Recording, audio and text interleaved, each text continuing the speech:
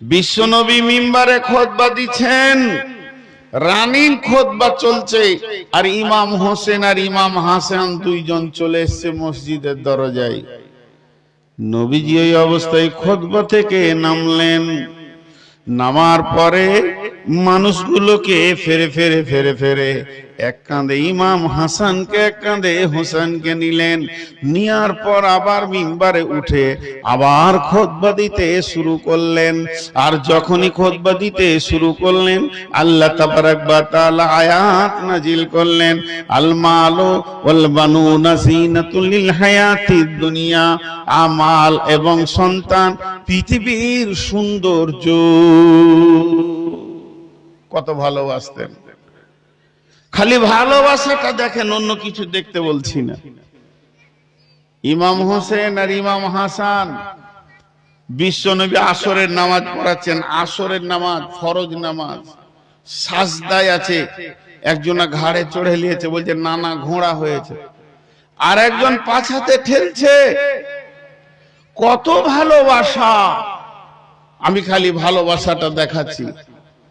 বন্ধুরা আমার, বিশ্বনবী ফজরের নামাজ পড়েন, প্রতিদিন বাড়িতে চলে যান। সেই দিন বিশ্বনবী বেটির বাড়ি ফাতেমার বাড়ি যাচ্ছেন। তো শীতের সময় কম্বল ঢাকা রয়েছে। কে আছে? না ইমাম হোসেন আছে, হাসান আছে, আলী আছে, ফাতেমা আছে। নবীজি করলেন কি, ওপর থেকে দাঁড়িয়ে দাঁড়িয়ে দেখছে যে এই চারটা হলো আমার কলিজার টুকরা, আমার মহব্বতের মানুষ। বিশ্বনবীর ভিতরে ঢুকলেন, একদিকে কোলে মা, একদিকে কোলে ফাতেমাকে নিলেন, একদিকে আলীকে নিলেন, হাসান হুসানকে নিয়ে চারটা মাথাকে এক জায়গায় করে নিজের মাথাটা লাগিয়ে দিয়ে বলছে, আল্লাহ এটা আমার আহাল, এরা আমার চোখের ঠান্ডা, এরা আমার কলিজাকে ঠান্ডা করে দেয়। এই আমার আহাল বংশ, যারা আমার আহাল বংশকে ভালোবাসবে তাদেরকে আপনি ভালোবাসিয়েন। কত মহব্বতের কথা। কিন্তু বন্ধুরে, এতক্ষণ মহব্বত দেখালাম, এতক্ষণ মহব্বত দেখালাম, কিন্তু কোরআনের ভিতরে সূরা কাহফের ভিতরে একটা আয়াত নাজিল হলো, বিসমিল্লাহির রহমানির রহিম, কুল মা কুনতু বিদআম মিনার রাসূল। নবী হে, আপনি আপনার আহালদেরকে বলে দেন, আপনি কোন নতুন নবী বা নতুন রাসূল নন, আপনি হলেন শেষ নবী, আপনি হলেন আখেরি নবী। আপনার আগে গাদা গাদা গাদা নবী এসেছে, তারা পৃথিবী থেকে চলে গেছে। অতএব আমি আল্লাহ আপনাকে একটাই নবী পৃথিবীতে বানিয়েছি তা নয়, হাজারো নবী চলে গেছে, লাখো নবী চলে গেছে। হে আমার নবী, আমি আয়াতটা কেন পড়লাম তোমার কাছে পাঠালাম শুনে নাও। তার মানে তুমি তোমার ওই প্রিয়জন আহাল, যাকে তুমি অন্তর দিয়ে ভালোবাসো, যেটা তোমার কলিজার টুকরা, যেটা তোমার নয়নের মণি, ওদেরকে ডেকে বলে দাও, আমি বলছি বলে দাও, আয়াতটা শুনিয়ে দাও এবং বলে দাও, বেটি ফাতেমা রে, কঠিন কিয়ামতের দিনে নবীর বেটি ফাতেমা বলে কোন কনসিডার চলবে না, নবীর নাতি বলে সেই দিন বিচারের দিন কোনো বেনিফিট পাওয়া যাবে না, কোনো কনসিডার হবে না। নিজের নিজের আমলের ময়দানে দাঁড়িয়ে যাও। এটা যদি বিশ্ব নবীর বেটির এই অবস্থা হয়, বিশ্ব নবীর নাতির যদি এই অবস্থা হয়, বিশ্ব নবীর জামাইয়ের যদি এই অবস্থা হয়, তাহলে শুনেলেন আপনার আমার কোন ভরসা আছে? কঠিন কিয়ামতের মাঠে আমার স্বামী, আমার আব্বা, আমার ভাই আমাকে বাঁচাবে। এখান থেকে মা আমার, বোন আমার, একটা জ্ঞান নিয়ে নিতে হবে। সেই জ্ঞানটা কি? আল্লাহ তাবারাক ওয়া তাআলা বলতে চাইছেন, নিজের নিজের আমলে নিজে নিজে তৈরি হয়ে যাও।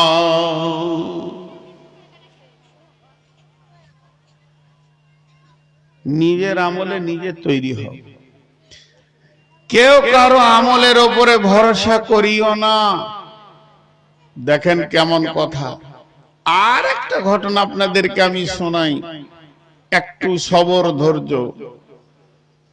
সেটা হলে রসুলের একমাত্র কুমারী বিবি ছিলেন আম্মা জান আয়েশা, উম্মুল মুমিনিন আম্মা জান আয়েশা।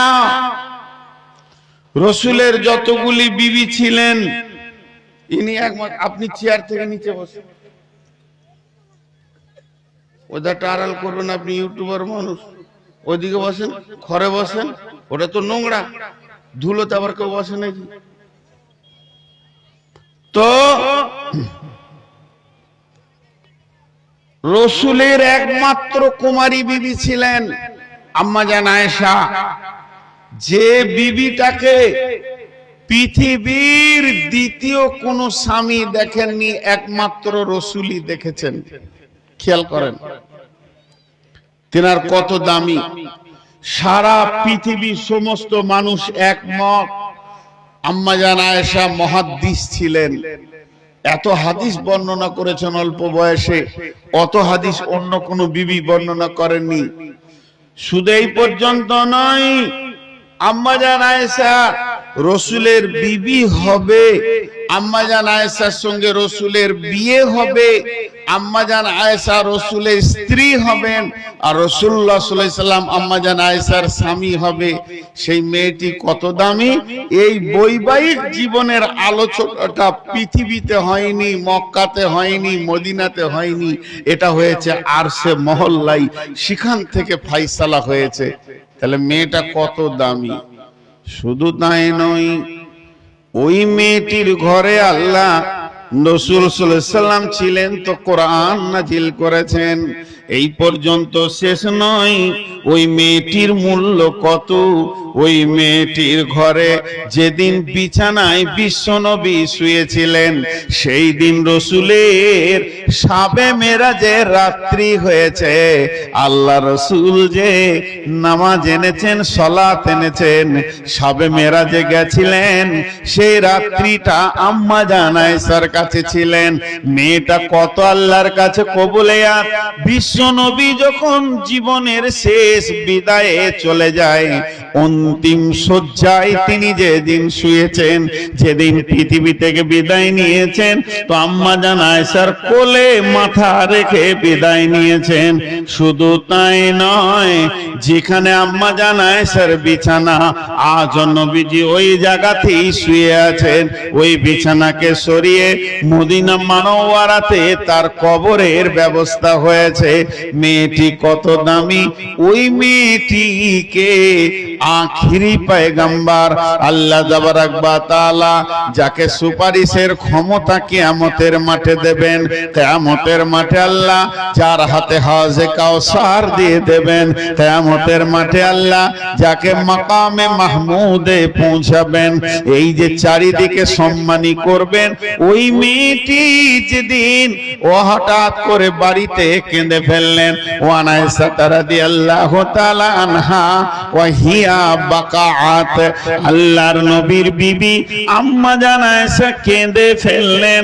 বিশ্ব নবী ছিলেন, কাছে গিয়ে বললেন, ইয়া মা ইউবকি আয়েশা, তোমাকে কে কাঁদালো? আয়েশা রে, তোমাকে কেউ গালি দিয়েছে, অপমান করেছে, উঁচু নিচু কথা বলেছে, তোমাকে কষ্ট দিয়েছে, তাই তুমি কাঁদছো। আম্মা জান আয়েশা কিছুই বললেন না, শুধু এতটুকু বললেন, যাকারতুন নারা ফাবাকাইতু ইয়া রাসূলুল্লাহ, আমি এখনি জাহান্নামের আগুনের কথা চিন্তা করছিলাম, কঠিন কিয়ামতের কথা চিন্তা করছিলাম, তাই আমি কেঁদে ফেলেছি। ও দয়ার নবী গো, কাঁদার কারণটা দেখেন। আমি এখন চেয়ারে বসে বসে কাঁদছি, হঠাৎ কমিটির লোক তো এটা মেনে নিতে পারবে না যে আমাদের মেহমান কেন কাঁদবে। তো আমাকে ইনি জিজ্ঞেস করছেন যে মৌলানা আপনি কাঁদছেন কেন? তো আমি কারোর দিকে আঙুল তুলে বলছি, আমাকে মারলে, ও আমাকে অপমান করলে, তখন এই কমিটির লোক বলবে আচ্ছা ঠিক আছে আপনি চুপ করেন, বিষয়টা দেখছি কি কতদূর করা যায়। কিন্তু যদি আমি একবার ওই কথাটা না বলি যে এই লোকটা মেরেছে, ওই লোকটা অপমান করেছে, এই কথা না বলে যদি আমি বলি যে জাহান্নামের আগুনের ভয়ে কাঁদছি, তো পৃথিবীর কোন পুরুষ আছে উঠে বলবে যে আপনি কাঁদিয়েন না, বিষয়টা আমি দেখছি? কারো ক্ষমতা আছে? যে আমাকে বলবে যে আপনি চুপ করেন তো, বিষয়টা আমি দেখে লিছি, কত বড় সে মাস্তান আছে, কারো ক্ষমতা নেই, ওটা তো কাঁদারের জিনিস। আরে আপনি আমি তো দূরের কথা, স্বয়ং নবীজি। ওই ছেলেকে ধরে আনতে পারবেন? ওই পেছনকার ছেলেকে ধরে নিয়েছেন, এই লাইটটা তুই দিয়ে যা, লাইটটা দিয়ে যা, লাইটটা দিয়ে যা, এই ওকে ধরে নিয়েছেন। আর কেউ কথা শুনে না, ধরে নিয়েছে, লাইটটা নিয়ে আসে না, লাইটটা আনেন। ওখান থেকে আমাকে আবার ইশারা করছে, ফাজলামো করছে, আর লাইটটা আনেন না, ওকে পরে দিব, তাও ভালো। কথা বুঝে না কারা। তো আমার দিকে তাকান, সাধারণ মানুষের মুখে ছেড়ে দেন মুখের কথাকে, আমার মতো মানুষের মুখে ঝাঁটা মেরে দেন, সব কথা বাদ দেন।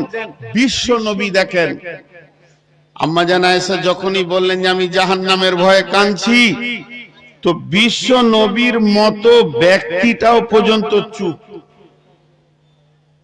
স্টার চুপ। আম্মা জান আয়েশাকে বলছেন না যে তুই চুপ, তুমি চুপ করো, বিষয়টা আমি দেখছি, এ কথা বিশ্ব নবী বলছেন না। খালি এই জায়গাটা একটু খেয়াল করতে বলছে, আপনাদের হাতগুলো ধরে মনগুলো অন্যদিকে নিয়ে যান না।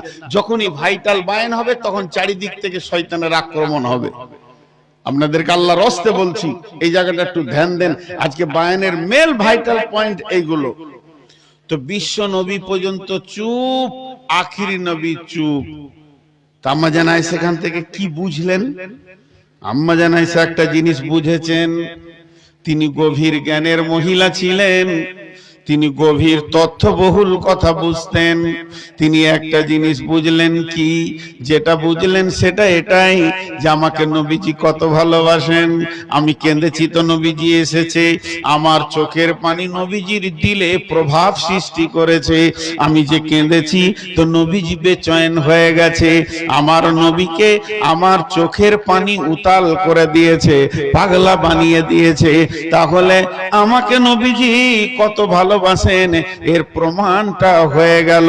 তাই তিনি চালাক মানুষ, তিনি প্রশ্ন করলেন, হাল তাযকুরুনা আহলিকুম ইয়াউমাল কিয়ামাতি ইয়া রাসূলুল্লাহ। ও দয়ার নবী গো, ও আখেরি নবী গো, আপনি একবার বলেন, আজকে আমি পৃথিবীতে কেঁদেছি, পৃথিবীতে আমার কাঁদার কারণে এটা হলো মদিনার মাটি। আপনি দৌড়ে এসে আমাকে জিজ্ঞেস করেছেন, এখান থেকে আমি প্রমাণ পেয়ে গেছি স্ত্রী স্বামীর যে একটা কর্তব্য আছে স্ত্রীর উপরে, তার বহির প্রকাশ আপনি দিয়ে দিয়েছেন। তাহলে আপনি আমাকে কত ভালোবাসেন, হৃদয় দিয়ে ভালোবাসেন, বুঝে ফেলেছি। ও দয়ার নবী গো, শুধু একটা কথা জিজ্ঞেস করছি, আপনি একটিবার উত্তর দেন। আজকে যেমন আমি কাঁদলাম, আপনি দৌড়ে এসে জিজ্ঞেস করলেন, এটা হলো মদিনার মাটি, এটা হলো মক্কার মাটি, এটা হলো আরবের মাটি, এক কথা এটা দুনিয়ার মাটি। মানুষ এখানে কাঁদবে, হাসবে, হাসবে, কাঁদবে, কাঁদবে, হাসবে, হাসবে, কাঁদবে, এটা তো চড়াই উতড়াই লেগে আছে। কিন্তু এমন একটা দিন আসছে অচিরে, সেদিন মানুষ খালি কাঁদবে আর কাঁদবে, হাসার কোনো পালা থাকবে না। ও দয়ার নবী গো, সেই কঠিন দিনে কি আপনার বিবি বলে মনে পড়বে নাকি? সেদিন কি আপনি আমাকে বিবি বলে মনে রাখতে পারবেন? দয়ার নবী গো, একটিবার আপনি বলেন, সেদিন কি আজকের মতো যেমন জিজ্ঞেস করেছেন আপনি জিজ্ঞেস করবেন নাকি? বিশ্বনবী বললেন, আয়েশা রে, কিয়ামত তো 1-2 মিনিটের নয়, আর মানে 50,000 বছরে একদিন। আর সেই দিনে কিয়ামত চলবে, চলবে, চলবে, চলবে। এর ভিতরে 3খানা এত ভয়ানক মওকা আসবে, সালাসাতা মাওয়াতিনা ফালা ইয়াযকুরুনা আহাদুন আহাদান। ওরে আমার আয়েশা রে, সেই 3টে মওকা এত কঠিন হবে, কেউ কাউকে মনে রাখতে পারবে না, কাউকে কারো উপরে স্মরণ থাকবে না। সেই 3টে মওকা কোথায়? প্রথম নম্বর হলো ইনদাল মিজান, যখন দাড়ি পাল্লাকে নিয়ে আসা হবে, আর আমার আল্লাহ বলবেন, হাসরবাসী রে, তোরা তোদের আমল নামাগুলো নিয়ে আয়, এখন ওজন হবে, কেউ কাউকে মনে রাখতে পারবে না। আর দ্বিতীয়, যখন ডান হাতে বাঁ হাতে সার্টিফিকেট দেওয়া হবে আর বলা হবে তোমরা নিজের নিজের আমল নামা পড়ে নাও আর রাস্তা ধরে নাও, সেদিন কেউ কাউকে মনে রাখতে পারবে না। আর 3 নম্বর জায়গা, ইদা ওয়াদিয়াত তরিক ফি দাহরি জাহান্নাম, জাহান্নামের মুখে যখন পুলিশের আটকে রাখা হবে তখন কেউ কাউকে মনে রাখতে পারবে না। তার মানে নবীজি বলতে চাইলেন, আয়েশা রে, আমি তোমার স্বামী হতে পারি, আমিও মনে রাখতে পারবো না।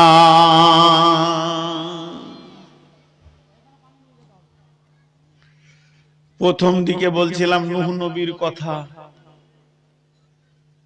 আহা, মানুষ কত রকম হয়, ওদের মাথা বলছে না যে বসতে হবে, দাঁড়িয়ে আছে। ওর বাপ চাচারা কোথাও বসেনি, দাদারাও বসেনি, ওরাও বসেনি, এবার কেটে পড়বে।